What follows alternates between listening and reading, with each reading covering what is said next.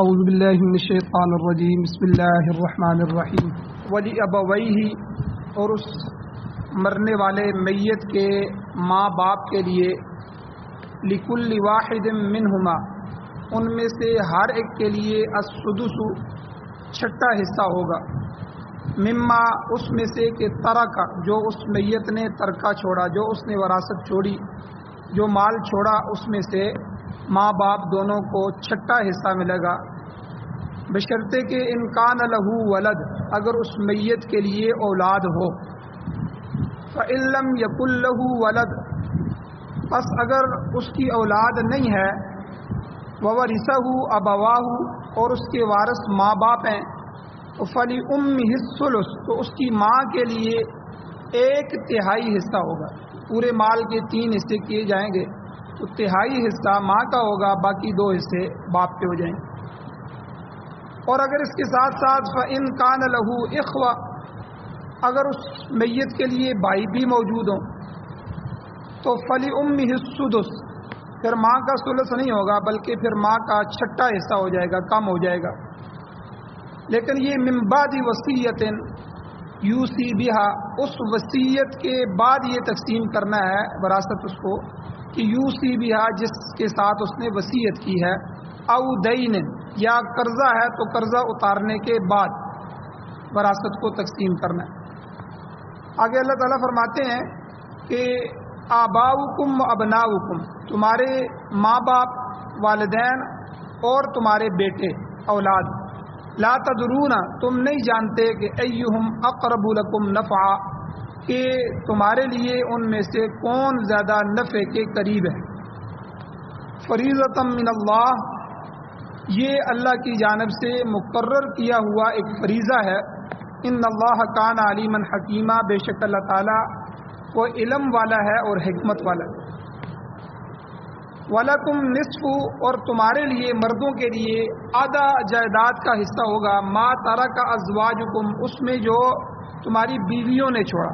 اب بیوی کی وراثت خاوند کے لیے، لیکن شرط ہے کہ ان لم یکن لہن ولد، اگر ان بیویوں کے لیے اولاد نہ ہو تو پھر آدھا خاوند کو مل جائے گا۔ فإن کان لہن ولد، اگر ان کے لیے اولاد ہو تو فلکم الربع، پس تمہارے لیے پھر چوتھا حصہ ہو جائے گا، حصہ کم ہو جائے گا، مما ترکنا، اس میں سے جو انہوں نے چھوڑا ہے، اس میں سے من بعد وصیت یوصین بہا او دین، بعد اس وصیت کے جس کے ساتھ انہوں نے وصیت کی ہے، اس وصیت کو نافذ کرنے کے، او دین، یا قرض ہے تو قرض کو ادا کرنے کے بعد یہ وراثت تقسیم کرنی۔ وَلَهُنَّ الرُّبُعُ، اور ان عورتوں کے لیے اگر خاوند مر جائے تو پھر ربع، چوتھا حصہ ہے، مما ترکتم، اس میں سے کہ جو تم نے چھوڑا ہے، ان لم یکن لکم ولد، اگر تمہارے لیے کوئی اولاد نہ ہو، اگر اولاد نہ ہو تو پھر چوتھا حصہ بیوی کو چلا جائے گا۔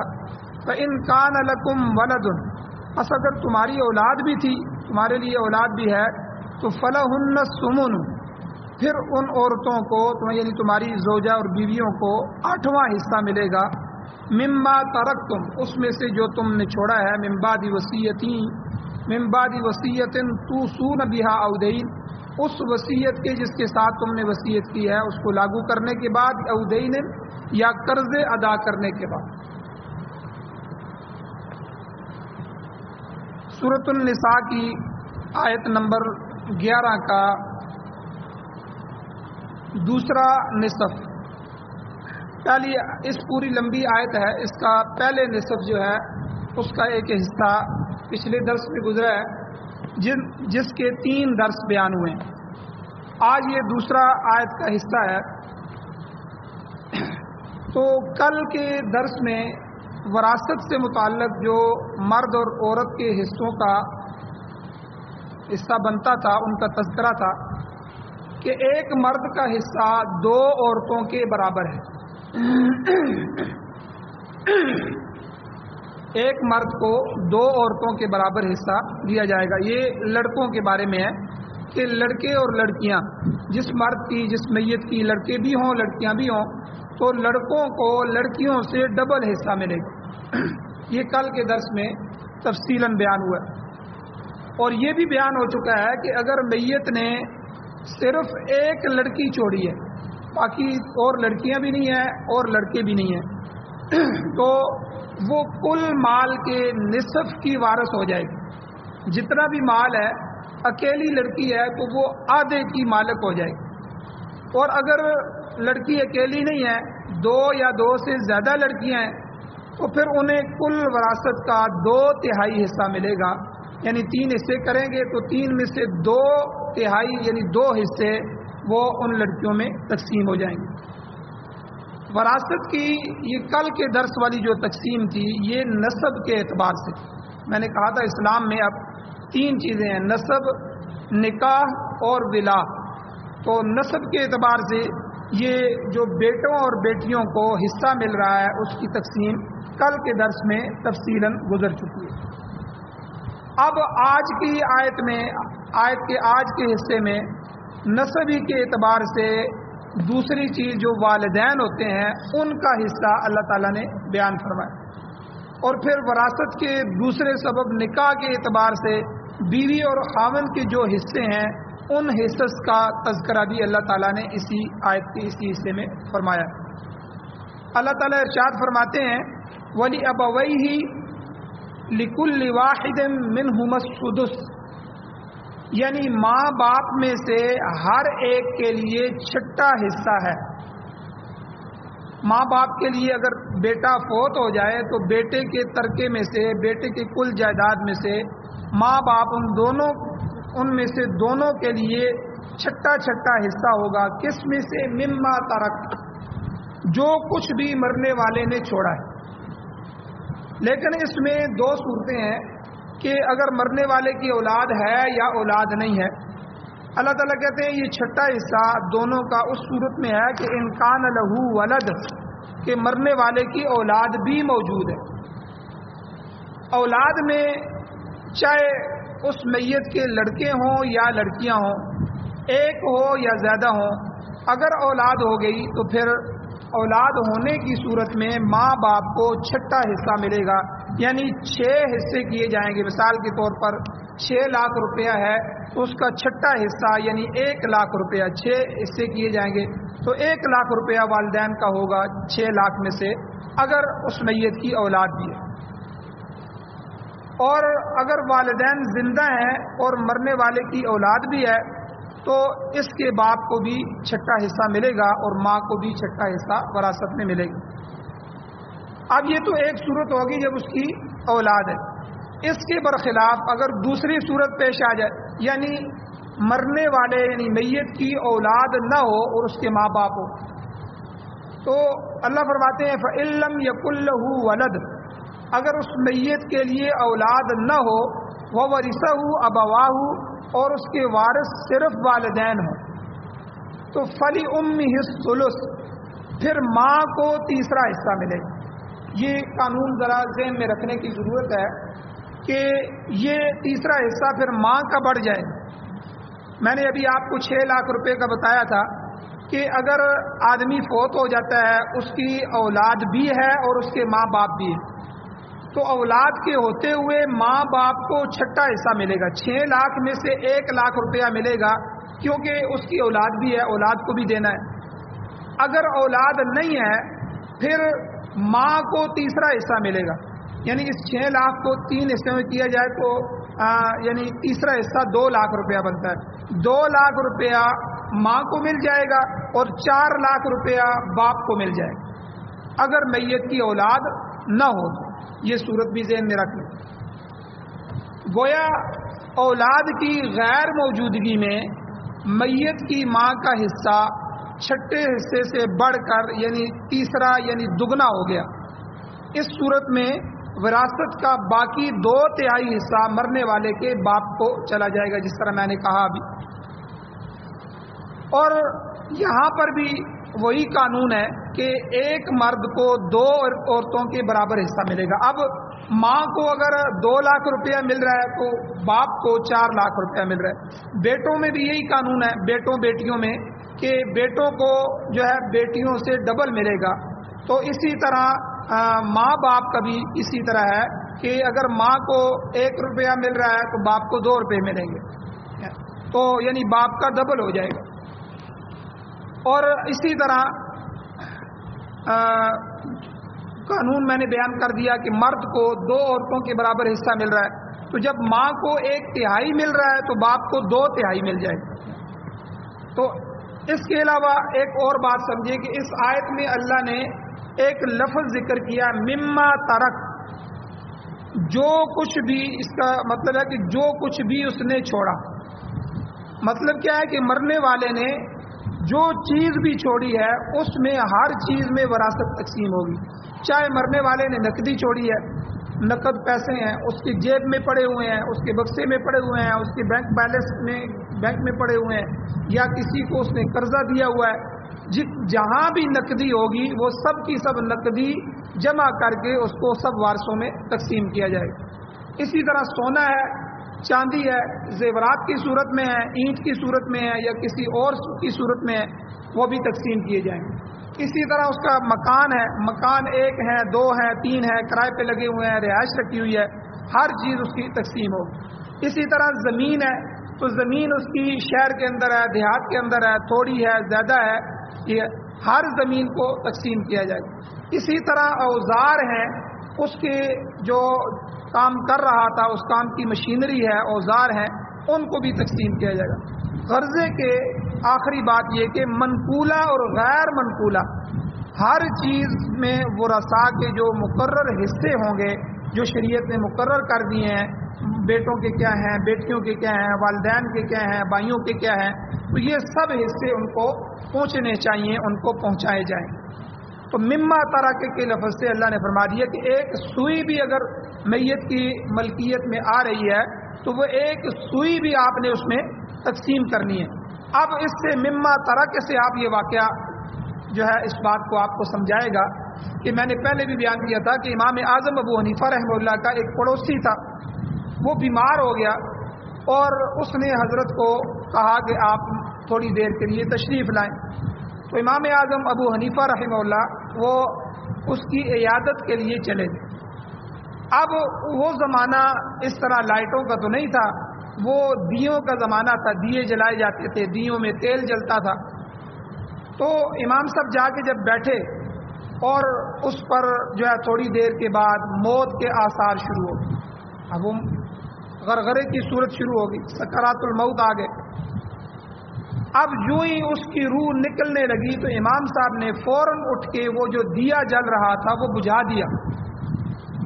اب جو پاس بیٹھے ہوئے دوسرے ورثاء تھے، دوسرے جو لوگ تھے، انہوں نے کہا کہ حضرت یہ موقع تو دیا جلانے کا تھا کہ ایک دیا جل رہا ہے دوسرا بھی جلائیں، لوگ آئیں گے، خاندان والے اکٹھے ہوں گے، ہم بیٹھے ہوئے ہیں، تو آپ نے جلتے ہوئے دیے کو بھی بجھا دیا۔ تو امام صاحب نے عجیب جواب دیا، انہوں نے کہا کہ دیکھو یہ جو دیا ہے اس کے نیچے تیل جل رہا ہے، اب وہ تیل 10 روپے کا ہے یا 20 کا ہے یا 500 کا ہے، ٹھیک ہے، وہ تیل ایک قیمت رکھتا ہے۔ جب تک اس کی سانسیں چل رہی تھیں یہ اس تیل کا مالک تھا، اس نے اپنے لیے جلایا تھا، اس کے لیے جل رہا تھا۔ جو ہی اس کی سانس نکل گئی اب مما ترک، اب یہ اس کے ترکے میں آ گیا، اب یہ تیل بھی وارثوں میں تقسیم ہوگا، اب یہ اس کا نہیں رہا، اس کی ملکیت موت کے ساتھ ختم ہو گئی۔ اب جو بھی ہے، ایک سوئی بھی ہے یا تھوڑا سا تیل بھی ہے، اب وہ اس کی ملکیت نہیں رہی، اب وہ مالکوں کا ہے۔ اب مالکوں کی پیچھے جو وارث ہیں، وارثوں کی اجازت کے بغیر اس کو جلانا جائز نہیں ہے۔ اب آپ سب لوگ بیٹھے ہوئے، آپ کی اگر اجازت ہے تو یہ آپ کی ملکیت ہے، آپ اس کو جلا لو۔ تو مسئلہ بھی سمجھا دیا، اور یہ مما ترک کا قرآن کا کوئی حرف بھی فالتو نہیں ہے۔ اب یہ اللہ تعالیٰ نے فرمایا کہ یہ جو تمہیں میں وراثتیں بتا رہا ہوں کہ یہ وراثت اس طرح تقسیم کرنی ہے، اس طرح تقسیم کرنی ہے، ایک بات یہ سمجھ لو کہ مما ترکا، کہ جو کچھ بھی وہ چھوڑ کے جائے، نقدی چھوڑے، سونا چاندی چھوڑ کے جائے، مکان چھوڑ کے جائے، زمینیں چھوڑ کے جائے، اوزار چھوڑ کے جائے، منقولہ غیر منقولہ چیزیں چھوڑ کے جائے، ایک سوئی بھی چھوڑ کے جا رہا ہے تو وہ بھی سب وارثوں میں تقسیم کی جائے، ہر چیز اس کی تقسیم ہو۔ اب ایک صورت تو یہ والدین کی آپ کے سامنے آ گئی کہ والدین کی جو ہے اب میت بیٹا فوت ہوتا ہے تو والدین کو کیا ملتا ہے، دونوں صورتیں بیان ہو گئی ہیں۔ اگر اس میت کی اولاد بھی ہے تو پھر والدین جو ہے ان کو چھٹا حصہ ملے گا کہ یعنی 6 لاکھ میں سے 1 لاکھ روپیہ جو ہے وہ ان کو دیا جائے گا. اگر اس کی اولاد نہیں ہے تو پھر ماں کو تیسرا حصہ ملے گا، یعنی 2 لاکھ 6 لاکھ میں سے ماں کو مل جائے گا، باقی 2/3 حصہ وہ والد کو چلا جائے گا، یعنی 4 لاکھ والد کو چلا جائے گا. یہ قانون بیان ہو گیا.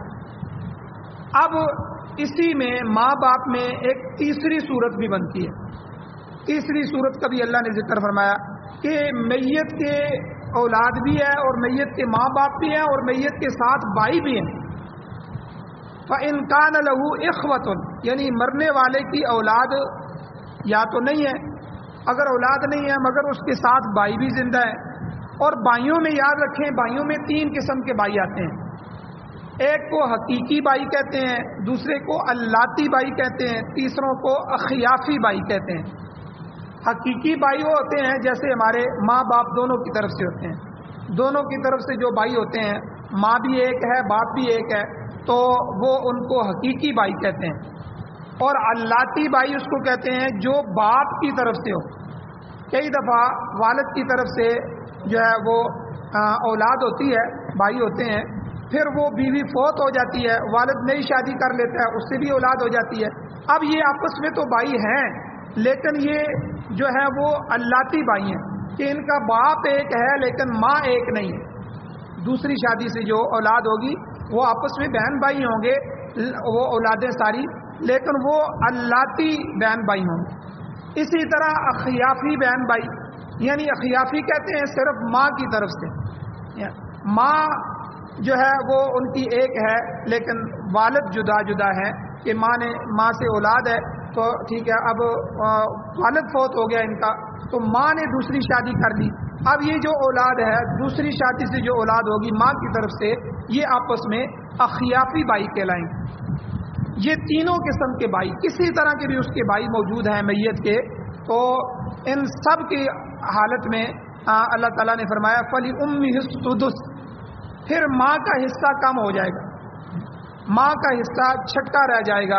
گویا کہ بھائیوں نے ماں کو تیسرے حصے سے نکال کر چھٹے حصے میں شامل کر دیا. ماں کو 6 لاکھ میں سے 2 لاکھ مل رہے تھے، اب جو ہے وہ چھٹا حصہ یعنی ماں کو پھر 1 لاکھ ملے گا. اب یہاں ایک مسئلہ اور پیدا ہو گیا، چلو ماں کا حصہ بھائیوں کی وجہ سے کم ہو گیا تو کیا باقی جو حصہ ہے وہ بھائیوں کو ملے گا یا والد کو ہی ملے گا؟ تو اب اس میں ہمارے امام صاحب بھی فرماتے ہیں اور اکثر حضرات فرماتے ہیں کہ یہ چھٹا حصہ پھر باپ کو مل جائے گا، کیونکہ باپ بھائیوں کی نسبت زیادہ قریب ہے. اور یہ وراثت کا میں نے پیچھے بھی بنیادی قانون ذکر کیا تھا کہ قریبی رشتہ داروں کی موجودگی میں جو دور کے رشتہ دار ہیں، بعید رشتہ دار ہیں، ان کو وراثت نہیں پہنچتی. قریب کا رشتہ دار، اب بھائی جو ہے والد والدین ماں باپ موجود ہیں تو پھر بھائیوں کو حصہ نہیں ملے گا، ان کی موجودگی میں نہیں ملے گا. تو مذکورہ صورت میں گویا کہ باپ کو اپنے 2/3 کے علاوہ ماں کا جو کم کیا ہوا حصہ ہے، چھٹا حصہ، وہ بھی مزید مل جائے گا. جمہور علماء کرام فقہا کا اور ائمہ دین کا یہی مسلک ہے. البتہ حضرت عبداللہ ابن عباس رضی اللہ تعالیٰ عنہما کا اختلاف ہے. وہ فرماتے ہیں کہ بھائیوں کی موجودگی میں ماں کا جو حصہ بچ جائے گا یعنی چھٹا حصہ، وہ ان بھائیوں کو ملے گا جن کی وجہ سے ماں کا حصہ کم ہوا ہے. تو بہرحال یہ قانون بھی ذکر ہو گیا کہ اگر اس کے بھائی موجود ہیں تو پھر وراثت مزید جو ہے مختلف ہو جائے گی. آگے ایک اللہ نے ایک جملہ اور ذکر فرمایا کہ یہ جو مقرر کردہ حصے ہیں جو قابل تقسیم ہیں، جن کو آپ نے تقسیم کرنا ہے، لیکن ان کو من بعد وصیت یوصی بہا، اس وصیت کے بعد آپ نے تقسیم کرنا ہے جو مرنے والا کر گیا ہے، او دین، یا اس قرضے کی ادائیگی کے بعد آپ نے کرنا ہے جو قرضہ میت پر ہے. مرنے والا جو مقروض ہے اس قرضے کے بعد، مقصد یہ ہے کہ اگر مرنے والا کوئی وصیت کر گیا ہے یا اس نے کوئی قرض دینا ہے تو پہلے ان چیزوں کی ادائیگی ہوگی. پہلے قرض کو دیا جائے گا، پھر وصیت کو نافذ کیا جائے گا، اس کے بعد جو باقی ماندہ باقی بچا ہوا مال ہے وہ ورثاء میں ان کے حصہ رسمی کے مطابق جو ان کا حصہ بنتا ہے اس کے مطابق تقسیم کیا جائے گا. یہاں پر ایک عجیب نقطہ علماء نے بیان کیا ہے کہ اللہ تعالیٰ نے وصیت اور قرض کے اندر تقدم اور تاخر کیا ہے، یعنی وصیت کو اللہ نے پہلے ذکر کیا ہے اور قرض کو اللہ نے بعد میں ذکر کیا ہے۔ تو ان آیات سے یہ معلوم ہوتا ہے کہ وصیت پہلے کی جائے گی، پہلے پوری کی جائے گی کفن دفن کے بعد، اور پھر اس کا قرضہ چکایا جائے گا اور اس کے بعد باقی مال تقسیم ہوگا۔ لیکن یاد رکھیں حقیقت اس طرح نہیں، بلکہ تمام فقہاء کرام، تمام فقی حضرات اس بات پر متفق ہیں کہ وصیت اور قرض کے معاملے میں قرض کو اولیت حاصل ہے۔ پہلے میت کا قرضہ ادا کریں گے، یعنی کفن دفن کرنے کے بعد میت کا قرضہ ادا ہوگا، اور اس کے بعد پھر تیسرے نمبر پہ وصیت پوری کی جائے گی۔ حضرت علی رضی اللہ تعالیٰ عنہ نے لوگوں سے فرمایا کہ لوگوں، غلط فہمی میں مبتلا نہ رہنا، مرنے والے کے قرض کی ادائیگی وصیت سے پہلے ہونی چاہیے۔ اس کی وجہ یہ ہے کہ حضرت علی رضی اللہ تعالیٰ نے وجہ بیان فرمائی کہ قرض جو ہے یہ بندوں کا حق ہے، اور اس کا مطالبہ کرنے والے موجود ہوں گے۔ بندہ اپنے حق کا مطالبہ کرتا ہے۔ جو لوگ یعنی ہم اعلان کرتے ہیں میت کے وقت کہ بھائی جس کا میت نے کسی کا لین دین کرنا ہے اس کے یہاں وہ رسا موجود ہیں، بیٹوں کی طرف سے اعلان ہو رہا ہے کہ وہ ہم سے لے لیں، چونکہ قرضہ ادا کرنا ہے تو ہم سے پہلے لے لیں تاکہ ہم بعد میں اپنی وراثت تقسیم کریں۔ تو اس کا حق جو ہے، قرض کا حق ادا کرنے والے وہاں موجود ہوں گے، کیونکہ یہ حقوق العباد میں سے آتا ہے، بندوں کا حق ہے، تو اس لیے اس کو پہلے ہم نے ادا کرنا ہے۔ برخلاف اس کے کہ وصیت جو ہے یہ وصیت بندوں کا حق نہیں ہے، وصیت اللہ کا حق ہے۔